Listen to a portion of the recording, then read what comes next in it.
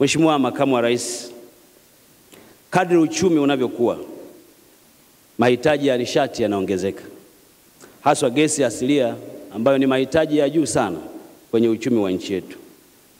Na kwa sababu hiyo, unikubalie uchukue shukrani zetu za dhati kwake yeye mwenyewe Mheshimiwa Dr. Samia Suluhu Hassan, Rais wa Jamhuri ya Muungano wa Tanzania, kwa kuendeleza jitihada za kuendeleza mkondo wa juu kwa lengo la kugundua na kuendeleza vyanzo vingi vya gesi hapa nchini.